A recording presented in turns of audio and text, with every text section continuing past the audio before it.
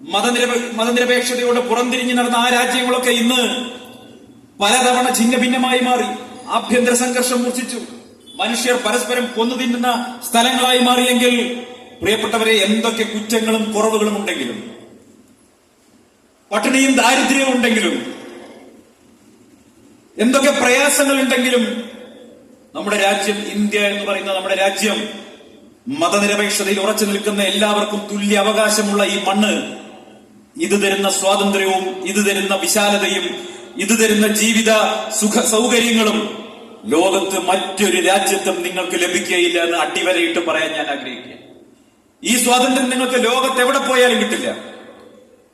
ഞാൻ ഒട്ടേറെ സ്ഥലങ്ങളിൽ യാത്ര ചെയ്ത ഒരാളെന്നുള്ള നിലയ്ക്ക് പറയുന്നു, ഈ രാജ്യം 1947 ആഗസ്റ്റ് മാസം 15-ാം തീയതി സ്വാതന്ത്ര്യം കിട്ടി.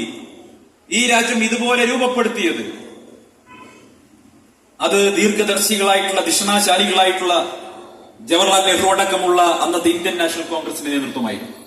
ഞാൻ നേരത്തെ സൂചിപ്പിച്ചതുപോലെ സ്വാതന്ത്ര്യ സമ്പാദനത്തിന് ശേഷം അധികാരം കിട്ടിയത് RSSന്റെയോ കമ്മ്യൂണിസ്റ്റ് പാർട്ടിയുടെയോ കൈകളിലേക്കായിരുന്നെങ്കിൽ ഈ നാട് ഇന്ന് ഇതുപോലെയാകുമായിരുന്നില്ല.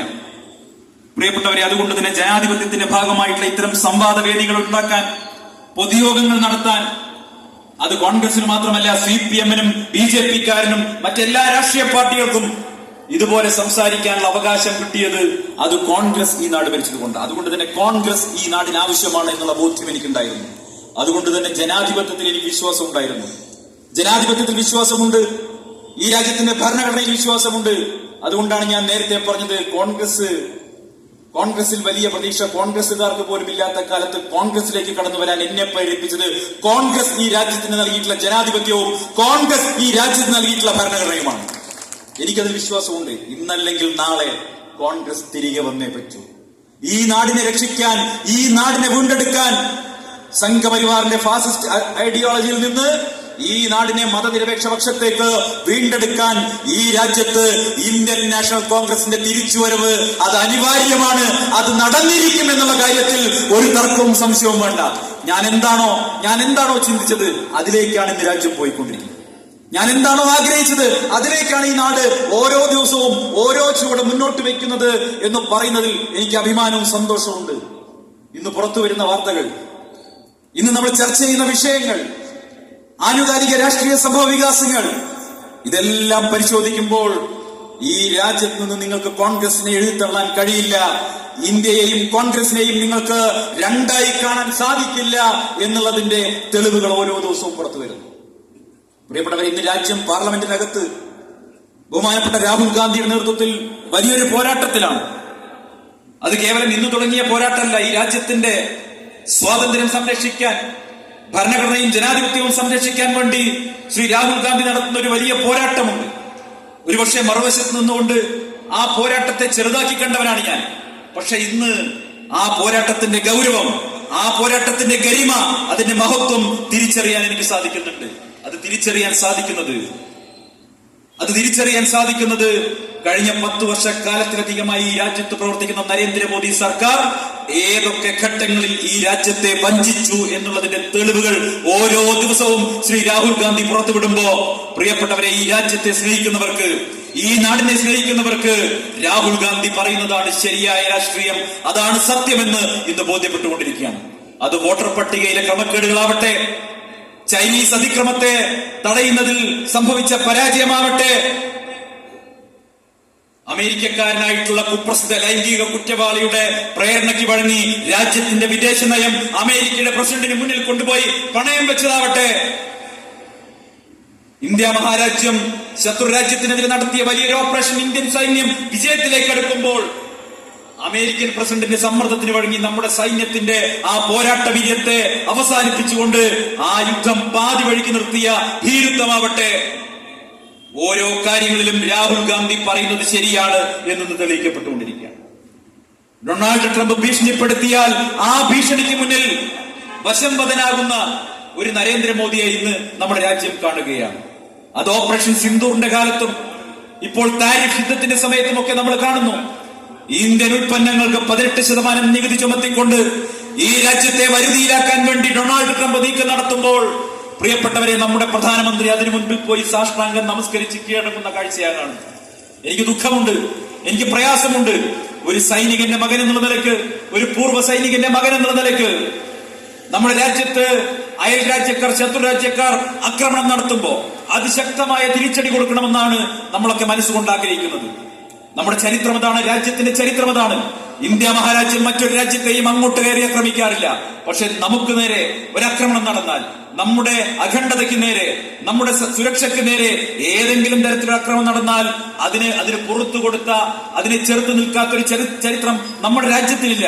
അതാണ് നമ്മുടെ പാരമ്പര്യം. പക്ഷെ ഇവിടെ നമ്മുടെ സൈന്യം വലിയ മുന്നേറ്റം നടത്തിക്കൊണ്ടിരിക്കുമ്പോൾ പൊടുന്നനെ ഇന്ത്യയുടെ പ്രധാനമന്ത്രി വെടിനിർത്തൽ പ്രഖ്യാപിക്കുകയാണ്. അമേരിക്കയുടെ പ്രസിഡന്റ് പറയുന്നു, ഡൊണാൾഡ് ട്രംപ് പറയുന്നു, ഞാൻ പറഞ്ഞതനുസരിച്ചാണ് നരേന്ദ്രമോദി പാകിസ്ഥാനെതിരെയുള്ള ഓപ്പറേഷൻ സിന്ദൂർ നിർത്തിയത്. എന്റെ സൈനികനായിട്ടുള്ള, പൂർവ്വ സൈനികനായിട്ടുള്ള അച്ഛൻ വലിയ വിഷമത്തോടു കൂടിയിട്ടാണ് ആ വാർത്ത കേട്ടുകൊണ്ടിരുന്നത്. എന്റെ അച്ഛൻ മാത്രമല്ല, അതുപോലെ ഈ രാജ്യത്തെ സൈന്യത്തിന് വേണ്ടി സേവനം ചെയ്തിട്ടുള്ള ഒരുപാട് മനുഷ്യർ ഈ അങ്ങാടിയിൽ ഉണ്ടാവും, എന്റെ ശബ്ദം കേൾക്കുന്നുണ്ടാവും, അല്ലെങ്കിൽ സൈനികന്റെ കുടുംബങ്ങളുണ്ടാവും. അവരുടെയൊക്കെ ഹൃദയവികാരങ്ങളെ മുറിവേൽപ്പിച്ചുകൊണ്ട്, ഈ രാജ്യത്തെ സ്നേഹിക്കുന്ന ഓരോരുത്തരുടെയും ഹൃദയവികാരങ്ങളെ മുറിവേൽപ്പിച്ചുകൊണ്ടാണ് അത്തരം ഒരു തീരുമാനം നരേന്ദ്രമോദി എടുത്തത്. എന്താ മോദി പറഞ്ഞിരുന്നത്? 56 ഇഞ്ച് നെഞ്ചളവ്, 56 ഇഞ്ച് നെഞ്ചളവുള്ള പ്രധാനമന്ത്രിയാണ് പോലും ഇന്ത്യയുടേത്. പ്രിയപ്പെട്ടവരെ, ഞാൻ ചോദിക്കട്ടെ, ഈ 56 ഇഞ്ച് നെഞ്ചളവിന്റെ വീരസ്യമൊന്നും ഡൊണാൾഡ് ട്രംപിന്റെ മുൻപിൽ നമ്മൾ കണ്ടില്ലല്ലോ. നമ്മൾ ഓർത്തു പോവുകയാണ്. 971 സമാനമായ സാഹചര്യം ഉണ്ടായപ്പോ, 971 സമാനമായ സാഹചര്യം ഉണ്ടായി. അന്ന് ഇന്ത്യക്ക് ഇത്ര സാമ്പത്തിക ശേഷിയില്ല, ഇത്രത്തോളം സൈനിക ശേഷിയില്ല, ഇത്രത്തോളം ആയുധ ശക്തിയില്ല. നമ്മൾ രണ്ട് മുഖങ്ങളിലായി പോരാടിക്കൊണ്ടിരിക്കുന്നു. രണ്ട് ശത്രുക്കളോട് ഒരു ശത്രു പരസ്യമായി പാകിസ്ഥാനുമായി നമ്മൾ യുദ്ധം വെട്ടിക്കൊണ്ടിരിക്കുന്നു. മറുവശത്ത് ചൈനയെ പോലെ ഒരു അദൃശ്യ ശക്തി പാകിസ്ഥാനെ സഹായിക്കുന്ന സാഹചര്യം. അവിടെ അമേരിക്കയുടെ അന്നത്തെ പ്രസിഡന്റ് പറയുകയാണ്, ഒരു കത്തയക്കുകയാണ് ഇന്ത്യക്ക്. എന്താ കത്തിൽ പറയുന്നത്?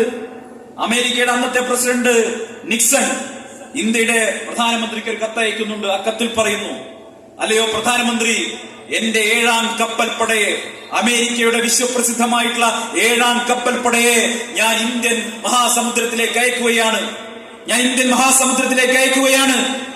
നിങ്ങൾ പാകിസ്ഥാനെതിരെ നടത്തുന്ന ഈ പോരാട്ടം അവസാനിപ്പിച്ചിട്ടില്ലെങ്കിൽ ഈ 7ാം കപ്പൽപ്പട നിങ്ങളെ ആക്രമിക്കും. ഇതിനൊരു തീരുമാനമുണ്ടാക്കുമെന്ന് പറഞ്ഞ് ഭീഷണി കത്തയക്കുകയാണ് ഇന്ത്യൻ പ്രധാനമന്ത്രിക്ക്. ആ കത്ത് കിട്ടിയിട്ടുള്ള അന്നത്തെ ഇന്ത്യൻ പ്രധാനമന്ത്രി ഡൊണാൾഡ് ട്രംപ് ഭീഷണിപ്പെടുത്തിയപ്പോൾ നരേന്ദ്രമോദി യുദ്ധം നിർത്തിയതുപോലെയാണോ ചെയ്തത്? അല്ലല്ലോ. എന്താ ചെയ്തത്? അന്നൊരു മറുപടി കത്തയച്ചു, അന്നൊരു മറുപടി അയച്ചു. ആ മറുപടിയിൽ പറഞ്ഞു, നിങ്ങളുടെ 7ാം കപ്പൽപ്പടയ്ക്ക് ഇന്ത്യൻ മഹാസമുദ്രത്തിലേക്ക് സ്വാഗതം. നിങ്ങളുടെ 7ാം കപ്പൽപ്പടയ്ക്ക് ഇന്ത്യൻ മഹാസമുദ്രത്തിലേക്ക് സ്വാഗതം.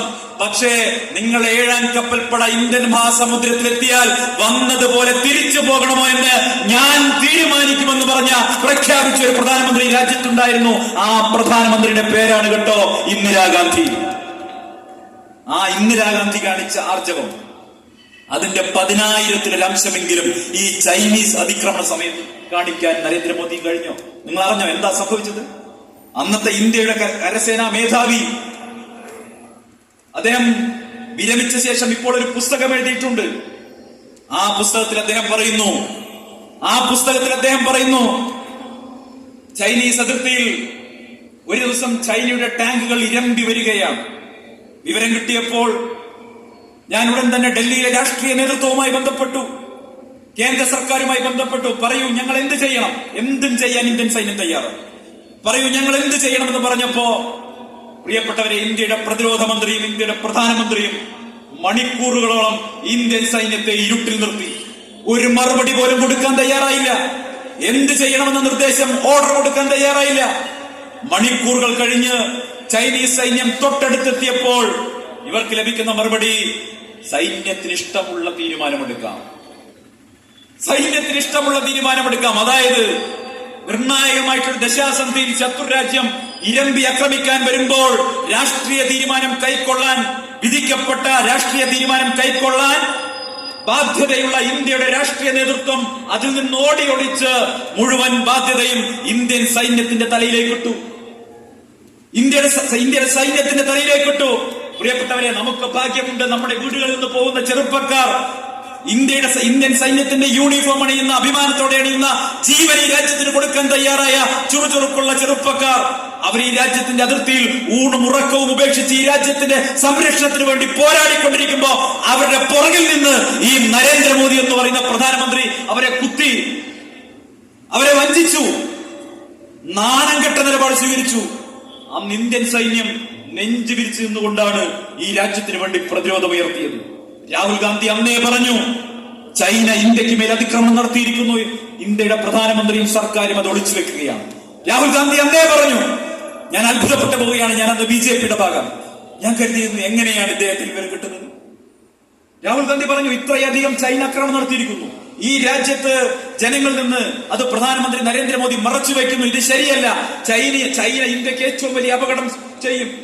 ചൈനയും പാകിസ്ഥാനും തമ്മിൽ ഉണ്ടാക്കിയിട്ടുള്ള സ്ട്രാറ്റജിക് റിലേഷൻഷിപ്പ് ഇന്ത്യക്ക് അപകടമാണെന്ന് പ്രിയപ്പെട്ട രാഹുൽ ഗാന്ധി പലതവണ, നിങ്ങളെ സാമൂഹ്യ മാധ്യമങ്ങൾ പരിശോധിക്കുക, അദ്ദേഹം പലതവണ മുന്നറിയിപ്പ് കൊടുത്തതാണ്. ആ മുന്നറിയിപ്പ് മുഴുവൻ ഇവർ കേട്ടില്ല. അവസാനം ഇന്ന് അന്നത്തെ കരസേനാ മേധാവിയുടെ പുസ്തകം പുറത്തു വരുമ്പോ പ്രിയപ്പെട്ടവരെ, നമ്മൾ ഞെട്ടിപ്പോവുകയാണ്. ദേശസ്നേഹത്തിന്റെ കുത്തക ഏറ്റെടുത്തിട്ടുള്ള മറ്റുള്ളവരെ മുഴുവൻ ദേശദ്രോഹികളെന്ന് മുദ്രകുത്തി പാകിസ്ഥാനിലേക്ക് പോടാ എന്ന് ആർപ്പ് വിളിക്കുന്ന ആ BJP-കാരന്റെ നേതാവ് 56 നെഞ്ചളുള്ള നരേന്ദ്രമോദി ചൈനീസ് സൈന്യം വരുന്നത് കണ്ട് ഭയന്ന് വിറച്ച് ഒരു ഉത്തരവ് കൊടുക്കാൻ പോലും ഭയന്ന് ഓടി ഒളിച്ചു എന്നുള്ള കാര്യം ഇത് നമ്മൾ പറയണ്ടേ? നമുക്ക് പറയാതിരിക്കാൻ പറ്റുമോ? കാരണം കോൺഗ്രസിനൊരു ചരിത്രമുണ്ട്. പ്രിയപ്പെട്ടവരെ, ഇത്രയൊന്നും സാമ്പത്തിക വളർച്ചയില്ലാത്ത, ഇത്രയൊന്നും ആയുധശേഷിയില്ലാത്ത, ഇത്രയൊന്നും പ്രഹരശേഷിയില്ലാത്ത ആ കാലത്തും സ്വാതന്ത്ര്യം കിട്ടി ഏതാനും വർഷങ്ങൾക്കകം നിരവധി യുദ്ധങ്ങൾ അഭിമുഖീകരിക്കേണ്ടി വന്നിട്ടും ഒരു കോൺഗ്രസിന്റെ പ്രധാനമന്ത്രിയും ഈ രാജ്യത്തിന്റെ അഭിമാനം വിറ്റു തുലച്ചിട്ടില്ല എന്ന് ഞങ്ങൾക്ക് അന്തസ്സോടുകൂടി അഭിമാനത്തോടുകൂടി പറയാൻ പറ്റും. പക്ഷെ ദേശസ്നേഹത്തിന്റെ കുത്തക ഏറ്റെടുത്തവർ ഈ നാടിനെ ഒറ്റിക്കൊടുത്തു, ഈ നാടിനെ വഞ്ചിച്ചു. അതുകൊണ്ടാണ് ശ്രീ രാഹുൽ ഗാന്ധി